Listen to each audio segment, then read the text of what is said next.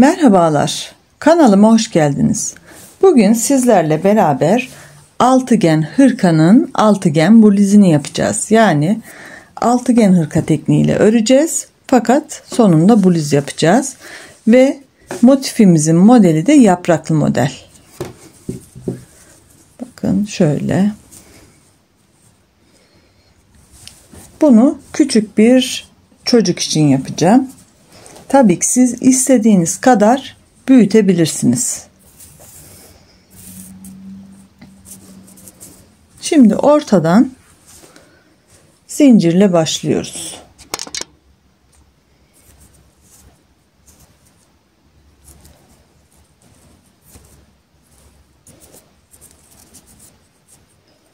Bir, iki, üç, 4, 5, 6 tane zincirimi çektim.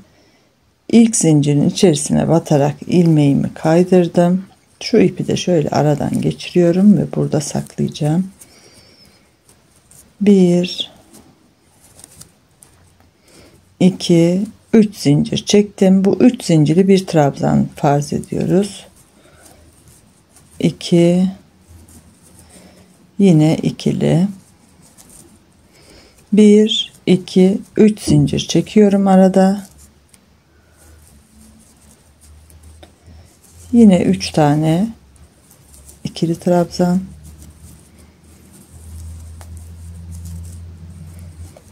2, 3. Aralarda 3 zincirimiz var. Üçlü grubumuz 6 tane olacak. Gördüğünüz gibi sıramı tamamladım.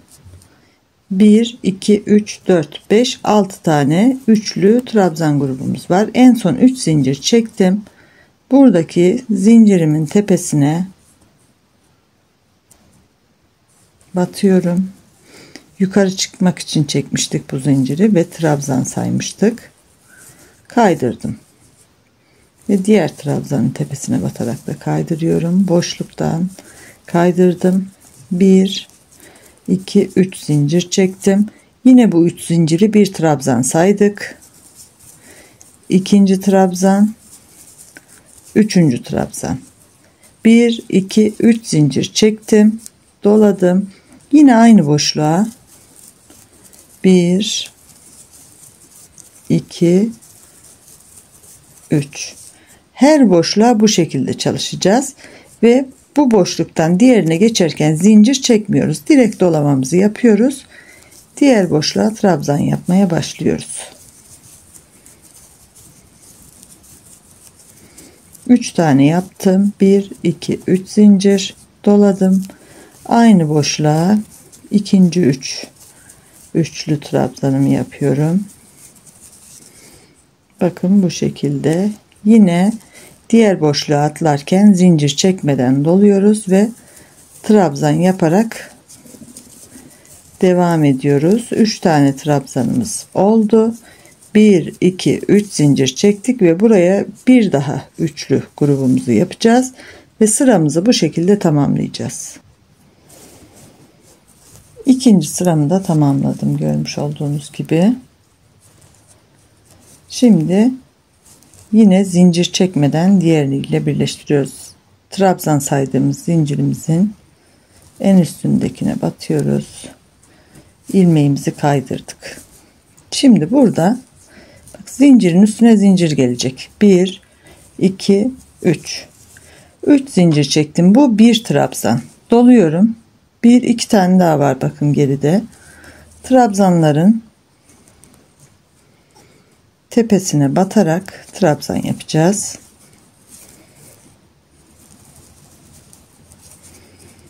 Bir, iki, üç zincir doladım. Boşluğa batıyorum. Bir trabzan, 1, 2, 3 zincir. Yine aynı boşluğa bir trabzan daha yapıyorum ve böyle bir yuva oluşturuyoruz. 1, 2, 3 zincir çektim. Bakın burada yan yana 1, 2, 3, 4, 5, 6 tane trabzan olmuş. Bu trabzanlara tepelerine birer tane daha trabzan yapıyoruz.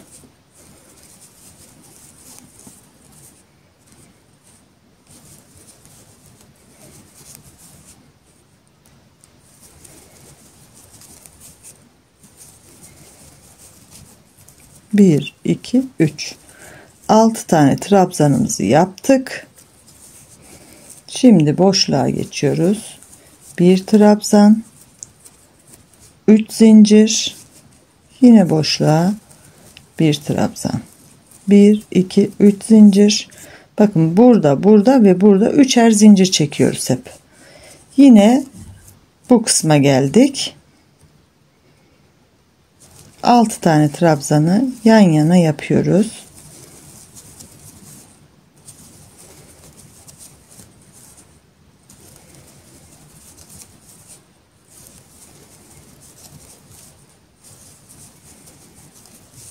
Altı trabzanımızı tamamladık. 1 2 3 zincir çektim. Boşluğa trabzan yapıyorum.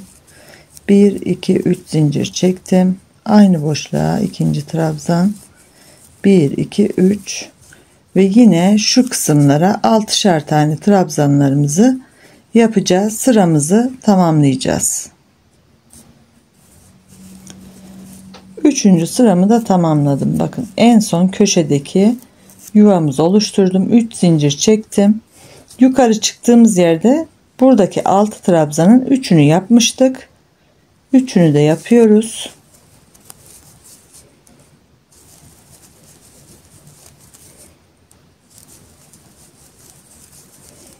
Üç trabzan ve diğer 3 trabzan. Şimdi zincirin en üstüne batıyorum, kaydırıyorum. 1 2 3 zincir çektim. Şimdi bakın şu kısmı yaptık, buradayız.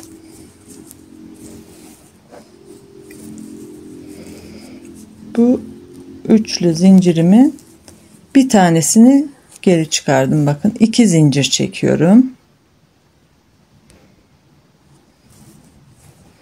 Dolamamı yaptım. Sıradaki trabzanın tepesine batıyorum. 2 ilmeği aldım, 1 ilmeği bıraktım. Doladım. 3. trabzanın tepesine battım. 2 ilmeği beraber aldım ve 3 ilmeği beraber alıyorum. 1 2 3 zincir çekiyorum. Dolamamı yapıyorum. Şu kısmı yaptık. Şimdi şuradayız. Bu boşluğu atlıyoruz. Ortadaki yuvaya batacağız. 3 zincir çektik. Ortadaki yuvaya batarak 3 tane trabzan yapıyorum.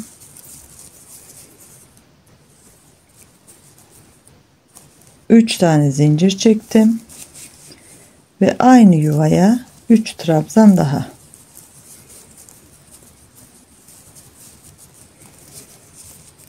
Köşeyi bu şekilde oluşturduk. 1 2 3 zincir çekiyorum. Şuradaki boşluğu atlıyoruz. Trabzanın tepesine batarak devam ediyoruz. 2 ilmeği topladım, doladım. İkinci trabzanın tepesine battım. 2 ilmeği topladım, doladım. 3. trabzana battım. İkili topladım ve 4 ilmeğimi de beraber topluyorum. 3 tane zincirimi çektim. Kalan 3 trabzanın tepesine de yine batıyorum. İlk ikisini topluyoruz. Bir tanesi tığımızın üzerinde kalıyor. Hepsini beraber toplamak, ucundaki sivriliği vermek için. İkinciye batıyorum ve üçüncüye batıyorum.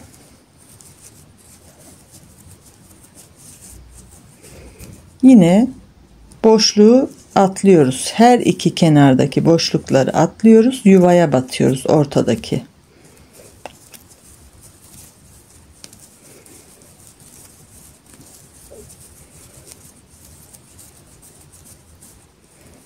Aynı boşluğa tekrar trabzan yapıyorum. Şimdi hızlı yaptım, size göstereceğim. Bakın yuvaya önce 3 trabzan, sonra 3 zincir, tekrar 3 trabzan ve aralarda hep 3 zincir çekiyorum. Eliniz çok sıkı, zincirleriniz kasarsa 4 de çekebilirsiniz. Bu şekilde yapıyoruz. Köşeler böyle.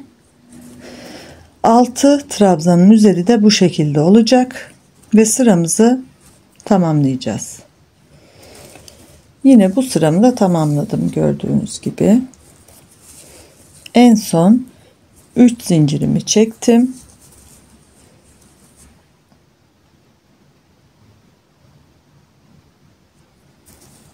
Ve ilk yaptığımız üçlü trabzan, büzülmüş trabzan diyelim. Onun tepesine batıyorum ve ilmeğimi kaydırdım. Bu sırada 1 2 3 şu kısımdan göstereceğim. Bakın 3 tane kutucuk olacak burada ve köşelerde trabzanlara da devam edeceğiz. 3 4 5 zincir çektim burada. Dolamamı yaptım. Şuradaki üçlü trabzanımın birincisine batıyorum ve tepelerine birer tane trabzan yapıyorum. Burası yukarı çıktığımız yer. Neden 5 zincir çektik? 3 tanesi yukarı çıktığımız trabzan olacak. Arada da 2 zincir çekmiş olduk. Çok geniş olmaması için 5 çektim. 6 da çekebilirsiniz.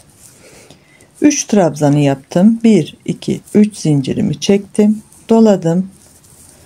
Boşluğa bir trabzan yaptım. 1 2 3 zincir çektim.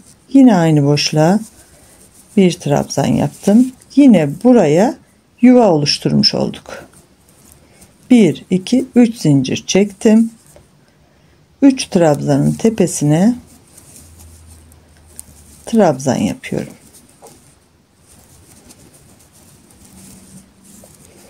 Köşelerin görünümü bu şekilde olacak. Trabzan 3 zincir, trabzan 3 zincir, trabzan 3 zincir, 3 trabzan. Burada da 3 trabzan gördüğünüz gibi. Şimdi 1 2 3 zincirimi çektim. Doladım. Bakın şu üçgen görünen trabzanın tepesine batıyorum. Trabzan yaptım. 1 2 3 zincir çektim, doladım. Diğer üçgenin tepesine batıyorum. 1 2 3 zincir çektim. Buradaki üçlü trabzanın ilkinden batarak başlıyorum. İkincisini de yaptım. Üçüncüsüne de yaptım. 3 zincir, aradaki boşluğa bir trabzan, 3 zincir, yine aynı boşluğa bir trabzan, 3 zincir ve diğer üçlüye geçiyorum. Tepelerine birer tane trabzan yapıyorum. Şimdi şöyle gösterecek olursam bir tam sıramız, yani köşe burası. Bakın burada 3 tane kutucuk oluştu ve diğer köşemiz de burası. Sıramızı bu şekilde tamamlıyoruz ve devam ediyoruz. Sıra sonuna geldim. En son köşeyi yaptım. Bakın üçgenin tepesine battım trabzanımı ve 3 zincir çektim. İlk çektiğimiz zincirin şöyle 1 2 3 sayıyorum. Üçüncüye batıyorum. İlmeğimi kaydırdım. Yine burada 1 2 3 tane zincirimi çektim. Burada şu sıradayız. Şimdi trabzan yapacağız bu sırada.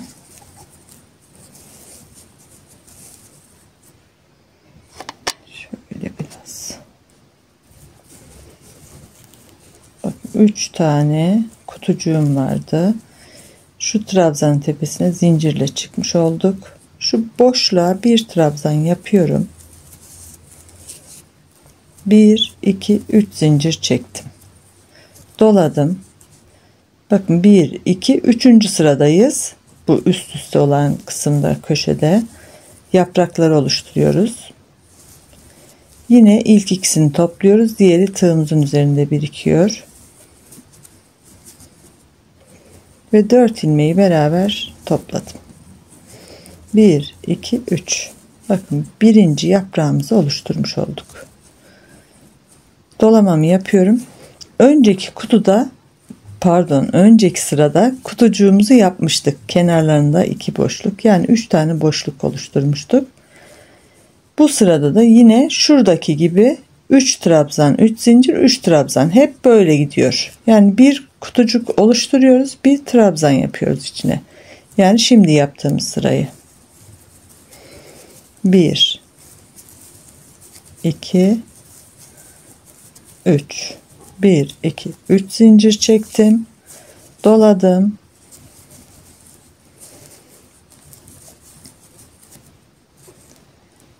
yine üçlü trabzan 3 tane trabzan yapıyorum.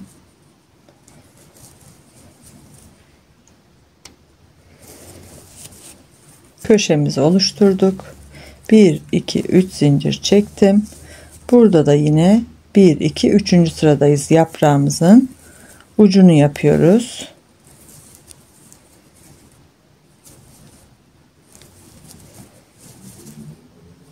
Hepsini beraber topladık. 1 2 3 3 tane kutucuk olan yere geldik, yan yana doluyoruz. Burada ilk kutucuğun içerisine batarak boşluğuna bir trabzan, trabzanın tepesine batarak bir trabzan ve ortadaki boşluğa batarak 2 tane trabzan yapıyorum. Yine trabzanın tepesine battım ve son boşluğa da batarak bir trabzan daha yaptım. Toplamda 6 tane trabzanımız oldu. 1 2 3. Bu sıradan sonra artık hep dolgu. Bakın burası. Dolamamı yapıyorum. 1 2 3. sıramızdayız. Diğer köşede gösterdiğim gibi yine yaprağımın uç kısmını oluşturuyorum. Hepsini beraber topladım ve birinci yaprağımız bitti. Şurada dolgu yaparken ilk yaprağımızın, yani ikinci yaprağımızın şu ilk sırasını yapmış oluyoruz burada.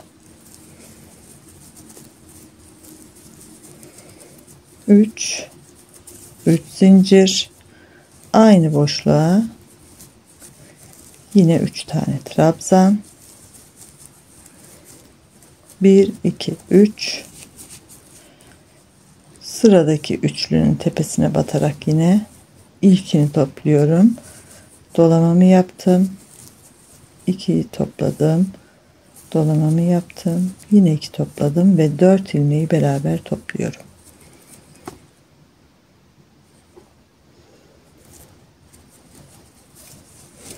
Yine üçlü boşluğumuza geldik, kutucuğumuza. İlk kutucuğun içerisine battım, bir trabzan, trabzanın tepesine, ortadaki boşluğa 1 2 trabzan ve sıradaki trabzanın tepesine ve üçüncü kutucuğumuzun içerisine de bir trabzan yaparak 3 zincir çekiyorum ve yine köşeye gidiyorum. Bakın burada yaprağımızı tamamladık. Burası da ikinci yaprağımızın ilk sırası. Gördüğünüz gibi şimdi bu sırayı tamamlıyorum ve devam ediyoruz.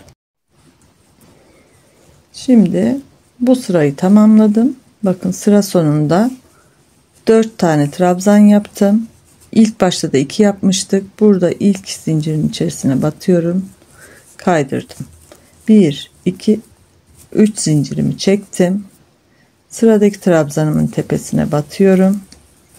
1 2 3 zincir çektim. Buradaki ilk yaprağımın tepesine, üçgen kısmın ucuna battım. Trabzan 1 2 3 zincir çektim. Sıradaki 3 trabzanın tepesine batıyorum. Birer birer, yani 3 tane trabzan yapıyorum. 1 2 3 zincir çektim. Ortadaki yuvaya, boşluğa yani batıyorum, bir trabzan, 3 zincir, bir trabzan, 3 zincir. Yani burada yine yuva oluşturmuş olduk. 3 trabzandan sonra ikinci yaprağımızın ikinci sırası burası. Dolamamı yaptım. Sıradaki 3 trabzanın tepesine birer tane trabzan yapıyorum. 1 2 3 zincir. İlk yaprağımın ucuna batıyorum ve trabzan yaptım. 1 2 3 zincir doladım. Bu aradaki 6 trabzanın tepesine birer tane trabzan yapıyoruz. Bu sırada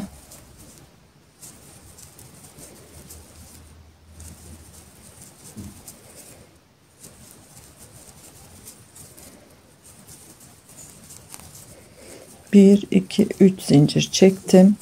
Yine yaprağımın uç kısmına, üçgen kısmına batıyorum. Buradan sonra yine şurada yapmış olduğumuz gibi bakın. Üstüne trabzan yaptık. 3 zincir. Yaprağımızın ikinci sırası. İkinci yaprağımızın. Bu sırayı da bu şekilde tamamlıyoruz ve diğer sıradan devam ediyoruz. Bu sıramızda tamamladık. 6 tane trabzanımı yaptım. Birleştirmemi yaptım. 1 2 3 tane zincirimi çektim. Sıradaki trabzanın tepesine yine trabzan yapıyorum. Ve burada 2 sıra hiç artırma yapmadan düz ördük. Şuradan 2 sıra 6 6 oldu.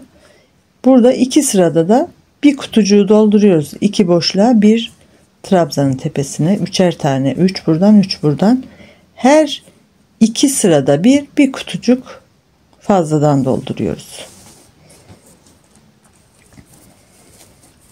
Yani bu kutucuğu dolduruyoruz. 2 ve trabzanın tepesine 3 zincir çektim. Yaprağımızın 3. sırasındayız. İlk 2 ilmeği topluyoruz. Yine ilk 2 ilmek ve 3. trabzanında da ilk 2 ilmek, sonrasında 4 ilmeği beraber topladık. Yine burada yapmış olduğumuz ortadaki kutucuğumuza şu şekilde 1 2 3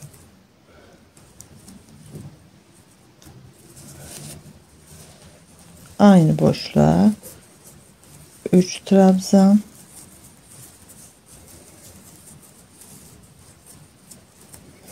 3 zincir çektim.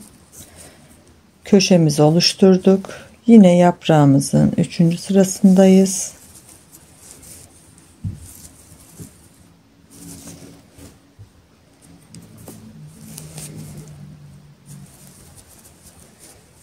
Ve üçgen şeklinde oluşturduk yaprağımızın ucunu. 3 zincir. Bakın burada bir boşluğu atlıyorum. Trabzanın tepesine batıyorum. Burada artırma yapacağız demiştik. Hem sağdan hem soldan. İlk başlangıçtaki yarım oldu. Çünkü sıra başı orası olduğu için. Şimdi 6 tane trabzanımın tepesine de birer tane yapıyorum.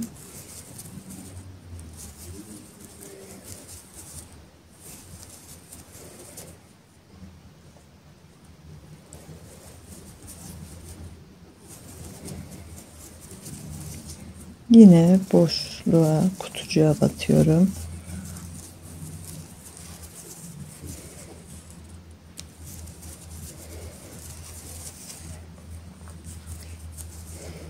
Bir, iki, üç yapacağım. Yine sırada yaprağımız var. Yaprağımızın uç kısmını oluşturuyoruz. 3 ilmeği beraber alarak.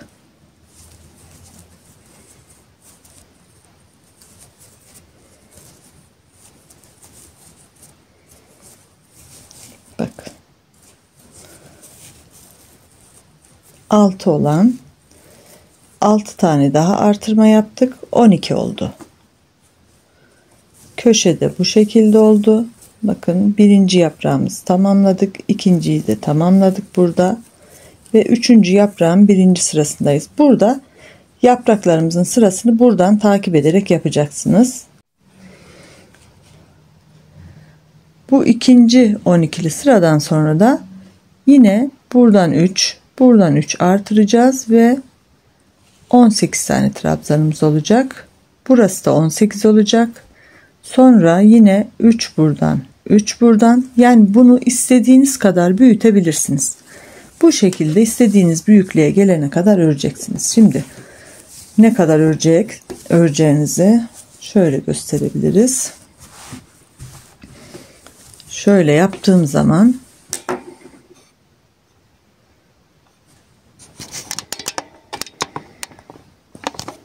bak, burası kol, burası beden. Burası ön, burası arka. Yani burayı diyelim kendinize yapıyorsunuz. Bir yeleğinizin ön parçasını böyle bu şekilde ölçün. Yani yarısı ne kadarsa o kadar büyütmelisiniz. Ondan sonrasında bitiriyorsunuz zaten. İkinci motifi yapıyorsunuz. Ve en son burada şu ayrıntıyı da göstermek istiyorum. Hangi sırada bitirirseniz bitirin, yaprağın biri yarım kalacak. O yüzden 5. yaprağı bitirmişim. Üstündeki kutucuğu yapmışım. Bunu da ikinci sırada, 3. sırada yaptığımız gibi uç kısmını üçgen yaptım. Bu da minik minik yaprak olmuş oldu. Görüntüyü tamamlamış olduk. Bu şekilde motiflerimizi tamamlıyoruz ve dikime geçiyoruz. Bulizimin dikişini ve uç kısımlarına kirpiklerini tamamladım. Uç kısımlarındaki kol ağzı ve etek ucunda bu şekilde yaptım. Ve dikişimizde yine çok düzgün, muntazam bir şekilde bu şekilde yapacağız. Dikişimizde göstermek için şu kısmı açık bıraktım. Buradaki yakanın büyüklüğünü çocuğunuza ya da kendinize örüyorsanız kendinize deneyerek ayarlayabilirsiniz. Ben göz kararı bu şekilde ayarladım. Bakın burada kollarda şuradan trabzandan bir ikinci trabzanı bıraktım. Üçüncüden birleştirdim ve diktim. Yine karşı taraftan da aynı şekilde. Şimdi motifi nasıl katladık derseniz bakın. Yaprak köşemiz ve burada da köşe var. Yani yapraklar buradan geliyor. İkisinin birleştiği noktayı böyle birleştirerek katlıyoruz. Ve her motifimiz bu şekilde görünecek. Bir tanesi burada, bir tanesi de burada. Size motifken bu kısmı anlatmayı unuttuğum için bu şekilde bir pratikçe anlatmak istedim. Şimdi kol kısmında bu kısımları dikiyoruz. Yani üst kısımları. Şurası yaka. Şöyle yaptığımız zaman anlaşılır olacaktır. Bakın burası yaka. Buradan şu kısmı dikeceğiz ve arkadan bütün parçayı dikiyoruz. Her iki kolumuzun da üst kısımlarını yakaya kadar, buradan da yine yakaya kadar diktiğimiz zaman bu lizimiz oluşuyor. Yani şu kısım bir motif, bu kısım bir motif. Şimdi dikişimizi nasıl yaptığımı göstereceğim. Aslında ben motifimi şöyle tam olarak bakın 1 2 3 4 5 yapraklı yapmıştım ama küçülttüm tekrar. Çünkü videomun başında 5 yapraklıydı, şaşırmayın diye söylüyorum. Biraz daha minik, küçük bir çocuk için olsun istediğim için 1 2 3 4 yaprak yaptım. 5.'de de ikinci sırasında burada 3. sırada yaptığımız üçlü toplamayı yaptık. Yani üçgen görünümü ve bitirdik. Dikişimi de bakın tüm trabzanlar karşı karşıya, şuradaki trabzanlar da karşı karşıya gelsin diye özenli birebir dikiş yapıyoruz. Böyle diktiğimiz zaman da gayet güzel bir görünüm elde ediyoruz. Bakın şuradaki baklava dilimini oluşturmuş olduk düzgün bir şekilde.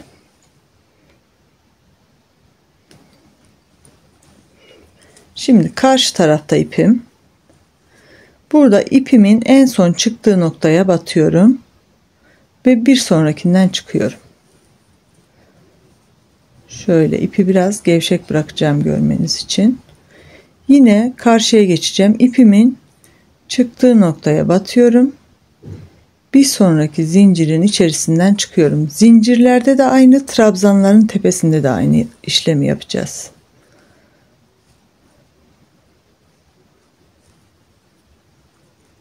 Şimdi karşıdan kendi tarafıma geçtim. Yine bakın ipim buradan çıktı.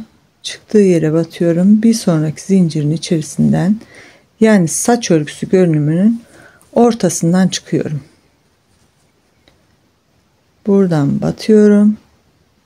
Diğer zincirden çıkıyorum. Şimdi rahat anlaşılması için gevşek bırakmış olduğum ipi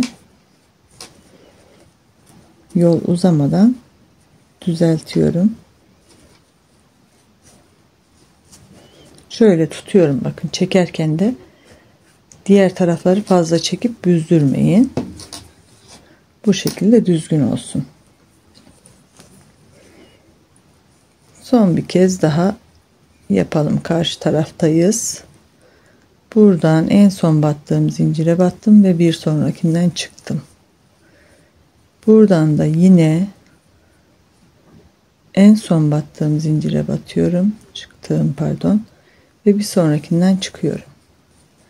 Ve gayet rahat, çektirmeden dikişimi tamamlıyorum. Şimdi bu kısmı ben daha sonra tamamlayacağım. Bu bluzum sanırım 2 yaşa kadar rahat olur. Belki 3 yaşa bile olabilir. Çok zayıf bir çocuğumuz varsa. İpimin kalınlığı da orta kalınlıkta bir ip. Tığ numaram da 3.75.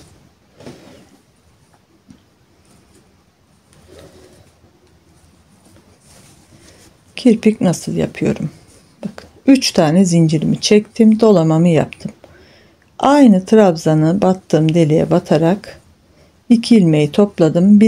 İkincisini tığımın üzerinde bıraktım. Doladım. Aynı yere tekrar batıyorum. 2 ilmeği topladım. Tığımın üzerinde 3 ilmek oldu. Üçünü beraber topladım. 1, 2, 3 tane zincir çektim. Aynı noktaya batarak ilmek aldım ve kaydırdım. 1, 2 ve şuradan üçüncüye batacağım.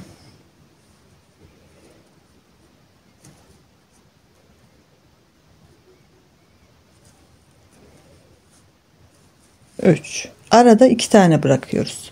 1, 2, 3 zincir çektim. Yine aynı işlemi yapıyorum. Aynı noktaya batarak 1, 2 ve 3'ünü beraber topladım.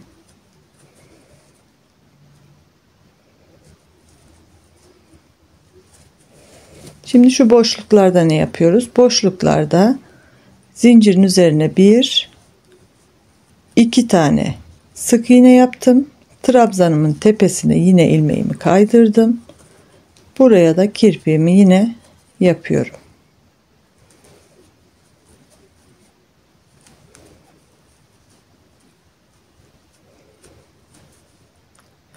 Farklı duran kirpiklerle çalışabilirsiniz. Püskül yapabilirsiniz. Kıvrık kurtçuk yapabilirsiniz.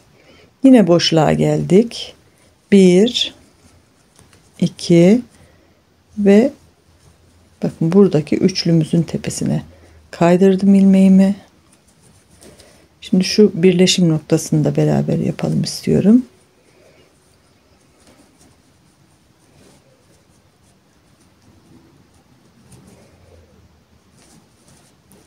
Bazı yerlerde en sonda örneğin arada 2 zincir olmayabilir, 1 olabilir. Orayı da 1 yaparsınız. Denk gelmediği takdirde. 1, 2 ve 3. Yine kirpiğimi yapıyorum.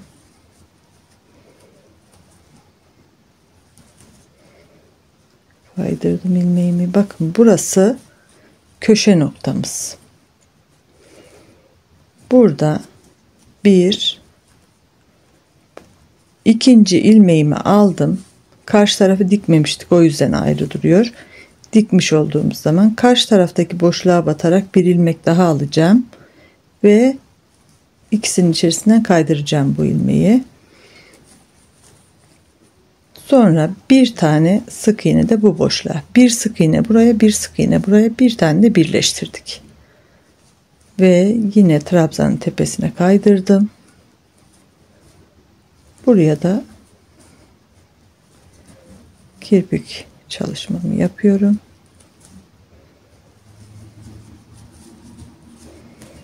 Bakın burası da birleşim noktası. Aradaki mesafe hemen hemen aynı olmuş oluyor bu şekilde. Umarım beğenmişsinizdir. Yapacak olanlara kolaylıklar diliyorum. İzlediğiniz için çok teşekkür ediyorum. Desteklerinizi beklediğimi lütfen unutmayın. Destek veren herkese de çok teşekkür ediyorum. Bir sonraki videoda buluşmak üzere.